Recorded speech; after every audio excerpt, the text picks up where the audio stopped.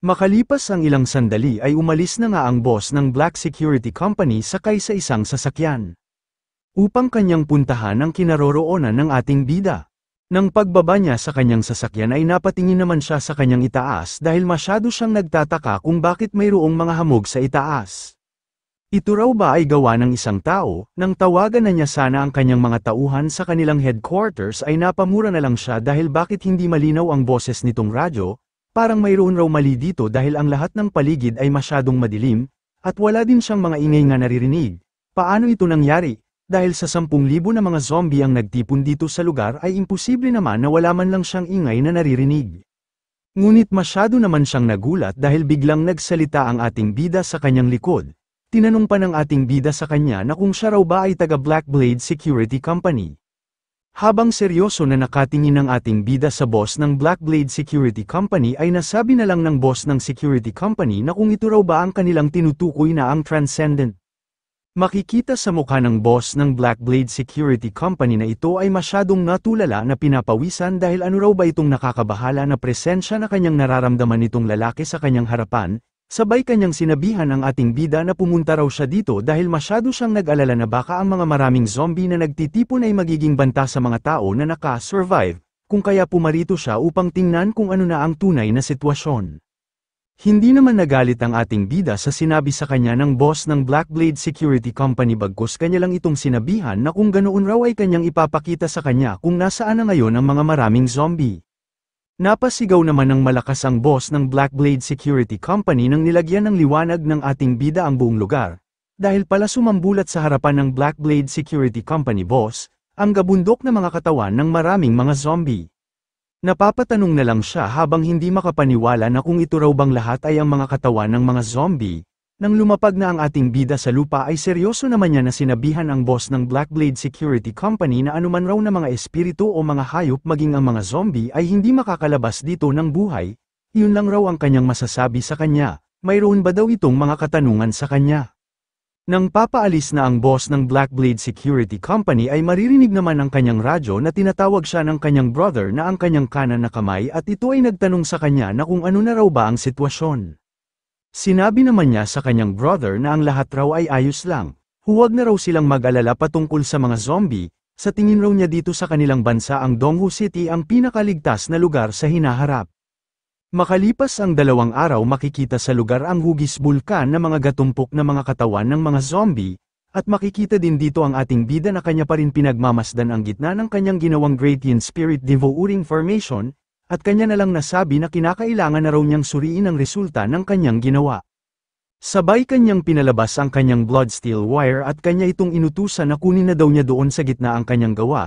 Ang kinuha pala ng ating bida ay ang Yinsha steel na kanyang niluto gamit ang mga demonic aura at ang mga gatumpok na mga katawan ng mga zombie sa pamamagitan ng kanyang formation. Nang nasa kamay na ng ating bida ang Yinsha steel ay masyado naman itong natuwa dahil hindi na raw ito masama. Ang halos 100,000 na mga zombie ay nakapagkondensa ng mataas na kalidad ng mga masasamang aura pagkatapos ng kamatayan, ngayon ang kanyang lahat na mga kinakailangan sa pag-refine ng soul binding rope ay kanya nang nakolekta.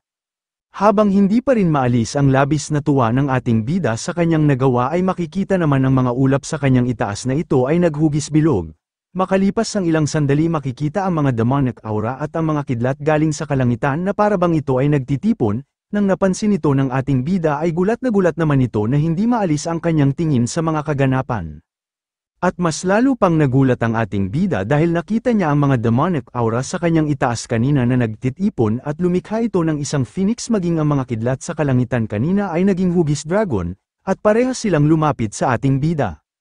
Masyado namang natuwa ang ating bida na kanyang tinatamasa ang basbas sa kanya ng kalangitan sa pagsugpo niya sa mga maraming bilang na mga zombie at kanya na lang nasabi sa kanyang sarili na itong mga ulap ng dragon at phoenix ay mabuting palatandaan ng ulan ng ginto na naglilinis ng kaluluwa, at ang merit phenomenon ay nag-triggered sa mga oras na ito kumpara noong nakaraan. Ang bautismo raw ng gintong ulan na ito ay katulad ng liwanag sa kanyang kaluluwa na nakapagpadoble ng kanyang lakas.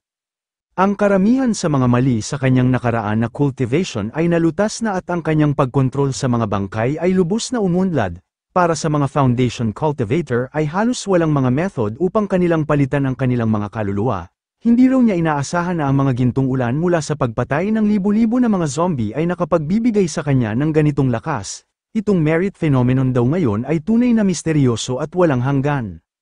Maging ang isang halaman na pinatakan ng gintong merit ay makikita ito na mas lalo pang nabigyan ng buhay. Nasabi na lang ng ating bida na kahit itong mga damo raw ay nakapagbenepisyo galing sa kanya. Sa pamamagitan raw ng baptismo na ito ay marahil na magpapalabas ng iilang natatangi na spiritual o mga makapangyarihan na mga nilalang sa hinaharap. Makalipas ang 3 buwan makikita ang mga tauhan ng ating bida sa kanilang hardin na masaya na kanilang inaani ang kanilang mga itinanim na mga gulay, samantala masyado naman natuwa ang ating bida dahil sa wakas raw ay kanya nang natapos ang kanyang pag-refine sa kanyang blood steel wire, at makikita ito na malaki na ang ipinagbago sa anyo nito.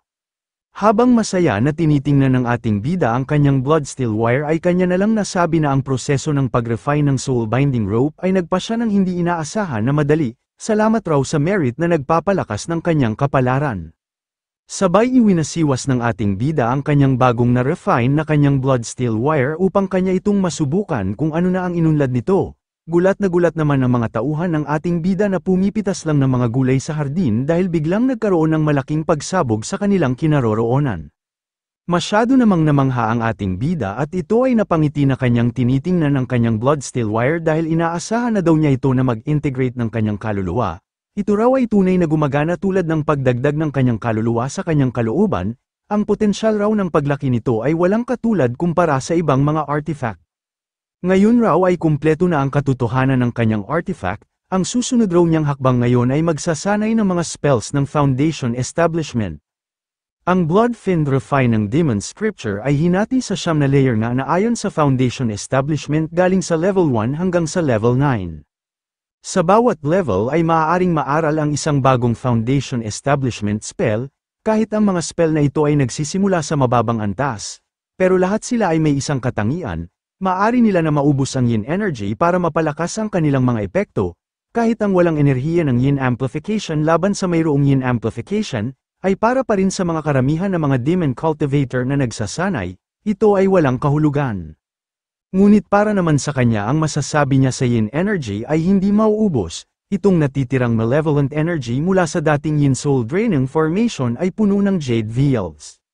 Matapos ng pag-iisip ng ating bida ay seryoso naman niyang tiningnan ang mga bote ng mga pills sa kanyang harapan, at wala na nga itong sinayang na oras dahil agad niyang inabsorb ang lahat ng mga pills na nasa kanyang harapan. Matapos ma-absorb ng ating bida ang mga pills ay tuwang-tuwa naman ito habang makikita sa kanyang buong katawan ang mga maraming enerhiya ang dumadaloy, gagamitin raw niya itong mga yin energy upang gabayan ang kanyang pag-cultivate. At dako naman tayo sa Linjiang Province sa Longjiang City.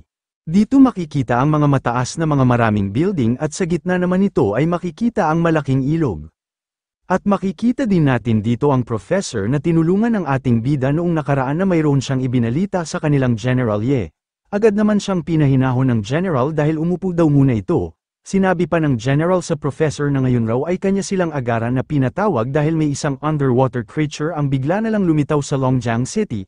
Ang buo palang pangalan ng kanilang General ay si Yinan Tian. Siya ay ang leader ng Linjiang Army. Pinakita naman ni General Ye ang footage ng malaking barko na pinalubog ng underwater creature. Paliwanag pa niya na ito ay nakuha ng mga surveillance kagabi at ang tinatayang kabuuang haba nito ay higit sa 30 meters, isang cargo ship ang inatake ng halimaw, at tinatayang mayroong 30 bilang ang mga namatay na tao sa barko. Maliwanag na ito ay isang pambihirang nilalang at hindi bababa ang level nito sa level 3. Sa kasalukuyan na lakas ng Linjiang Army ay natitiyak nila na hindi nila madaling mapatay ang halimaw. Sabay kanyang inutusan ng kanyang mga sundalo na ang kanila raw misyon doon ay kanilang takutin ang halimaw upang hindi na sila gumastos ng malaki at upang hindi na magbabalak na pumasok ang halimaw sa kanilang teritoryo na Linjiang City. Nagsaad naman ang professor kay General Ye na mayroon daw siyang alam na tao na masyadong makapangyarihan doon sa Donghu City, siya ang cultivator na kanyang nabanggit sa kanya noong nakaraan. Maaari raw ba nila siyang imbitahan upang tulungan sila na mapuksa ang halimaw? Sinabi naman ni General Ye kay Professor Zing na masyadong malawak ang Yanhan Empire, hindi na siya nagugulat na mayroong mga individual na bigla na lang lumitaw na mayroong kakaibang talento, kahit gaano pa siya kalakas kakayanin ba niya ang 100,000 na mga sundalo nila sa Linjiang Army. Dinagdag pa ni General Ye na mahirap raw ang tao na kanyang tinutukoy, dahil para siyang isang ulo ng dragon na walang buntot. Sa kabilang banda naman sa Kangzuan Continent, dito makikita ang ating bida na sinabihan ng waiter na nandito na raw ang kanyang tsaa. Nagsalita naman ang ating bida sa lalaki na siya raw ay isang naglalakbay na merchant, siya ay nanggaling na dito 3 buwan ang nakalipas at naalala pa niya ang pangalan nitong tea house, bakit binago ang signboard nitong lugar. Sinabi naman ng lalaki sa ating bida na kung hindi pa ba niya nalaman na ang Wu family ay kinuha na ang mga pagmamay-ari ng Wuji sect. Kung kaya itong mga property na nandito ngayon ay pagmamay-ari na ng Shengang sect, napapaisip naman ng ating bida na alam na raw niya ang dahilan nito. Maraming tao ang target ng Wu Manor, at natitiyak din niya na magdudulot ito ng malaking gulo sa hinaharap, at paano na lang daw kaya ang kanyang mga kapwa-miyembro ng Wuji sect na nagtatago sa Wu family. Bigla naman nagbago ang ekspresyon ng mukha ng ating bida dahil ito raw ay nakakabahala, dahil baka ang mga demon cultivator ay kanila nang nakuha, ayaw pa naman daw niya sana na mag-alala kahit dito sa buong city. Masaya naman na ipinaalam ng lalaki sa ating bida na huwag na raw itong mag-alala dahil ang Shengang sect ay nakikipagtulungan sa Jinlong Temple at sila ay nagpadala ng malaking bilang ng mga cultivator para sa paghuli. Ang mga kabilang ng mga Wuji sect na natira ay napilitang tumakas doon sa katimugang cloud ng mist, kung kaya itong kanilang city ay napakaligtas na ngayon. Agad naman hinagis ng ating bida ang kanyang bayad sa tsaa at kanyang sinabihan ang lalaki na kung ganoon ay pwede na siyang makapag-relax. Nagpasalamat naman ng lalaki sa ibinayad ng ating bida sa kanya. Iniisip naman ng ating bida na sa kapwa raw niya na miyembro ng Wuji sect ang kanyang Uncle Liu lang raw ang nag-iisang foundation establishment stage cultivator, dapat walang pwede na golden core expert ang pwede na sumali sa search team na humahabol sa kanila at bilang isang foundation establishment cultivator tiwala siya sa kanyang sarili na makakaya niya silang ibaba. Ang kanya raw life-bound artifact na ang Soul Shackling Cord ay maaaring ipalabas lamang ang kanyang maximum power sa kaluluwa ng isang Foundation Establishment Cultivator, maging ang mga zombie sa Blue Star ay hindi pa rin kayang matugunan ang kanyang kinakailangan. Makalipas ang ilang sandali sa Cloud Mist Mountain, makikita dito ang ating bida na bahagyang nagulat dahil mayroong mga kalalakihan sa kanyang harapan na pinapahinto siya sa kanyang paglalakad. Ang mga kalalakihan pala nga nakasalubong ng ating bida ay ang mga cultivator na humahabol sa kanyang mga kasamahan sa Wuji sect. Umarte naman si Chu Zuan na walang alam at kanyang tinanong ang mga cultivator na kung bakit nila siya pinapahinto, pero sa kanya naman isip-isip ito ay masyadong natatawa sa mga cultivator na hamarang sa kanya. Nagsalita naman ang isang lalaki sa ating bida na silang lahat raw ay mga disciples ng Shengang sect. Sila ay binigyan ng utos na kanilang hanapin ang mga demon cultivator, sabay kanyang tinanong ang ating bida na kung saan raw itong sect nanggaling, napakamot naman sa kanyang ulo ang ating bida dahil siya raw ay isa lang baguhan na cultivator at naparito siya sa Cloud Mist Mountain upang manghuli ng mga halimaw para sa iilang mga spirit stones. Nainis naman ang iilang mga cultivator sa mga palusot ng ating bida sa kanila. Ito raw ay nagsasalita ng walang kwenta, at alam din nila na siya ay nagpapanggap lang na baguhan sa pagiging isang cultivator. Kaya lang naman raw ito pumarito sa Cloud Mist Mountain upang iligtas ang iilang mga tao. Sumang-ayon naman ang ibang mga cultivator dahil malinaw na isa talagang demon cultivator ang ating bida. Umarte naman si Chu Zuan na masyadong natakot dahil pinapalibutan na siya ng mga cultivator upang siya ay atakihin. Sinabi pa sa kanila ng ating bida na kung bakit nila inaatake ang isang walang kasalanan na tao. Mayroon ba silang pruweba sa kanilang binibintang sa kanya? Bakit nila ginagawa itong ganitong gawain? Sila pa naman ay taga Shengang sect isang matutuwid na mga cultivator. Tinawanan lang naman ng isang lalaki ang ating bida, sabihin na lang daw niya kung ano talaga ang totoo bago siya mamamatay. Kahit na siya ay isang demon cultivator o hindi, ang kanila lang naman gagawin ay kuhanin ang kanyang ulo at sabihin na isa siyang demon cultivator at kanilang ipagpalit sa kanilang contribution points. Umatake na nga ang mga cultivator sa ating bida upang kanila na siyang patayin, samantalang seryoso lang naman si Chu Zuan na kanyang hinihintay ang mga papasugod sa kanya. At nang tumama na ang mga atake ng mga cultivator kay Chu Zuan ay agad naman niyang ginamit ang kanyang kasanayan na ang Dark Soul Escape. At kitang-kita na ang tinamaan ng mga cultivator ay ang imahe lang ng ating bida, at habang naguguluhan ng mga cultivator kung bakit hindi tumama ang kanilang atake sa ating bida, ay sa itaas naman ay agad na pinalabas ng ating bida ang kanyang bagong anyo na ang Bloodsteel Wire upang kanyang tapusin ang mga buhay ng mga mapangahas na mga cultivator na umatake sa kanya.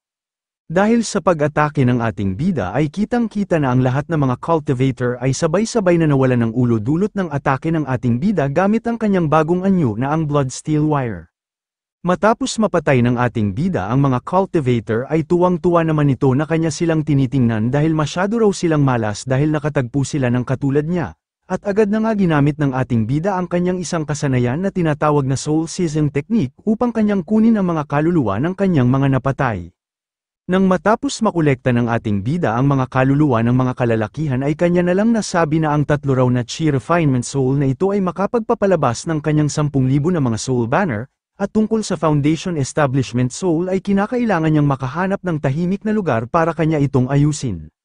Nang nakahanap na si Chu Zuan ng tahimik na lugar ay agad naman niyang pinalabas ang kanyang blood steel wire upang magawa na niyang ayusin ang kanyang foundation establishment soul, at nang nasa proseso na ng pag-aayos ang kanyang blood steel wire ay kitang-kita na dahan-dahan na pumasok ang mga aura dito, ngunit sa ilang sandali ay napasigaw na lang si Chu Zuan habang nakahawak sa kanyang mukha dahil muli na naman daw siyang nabigo.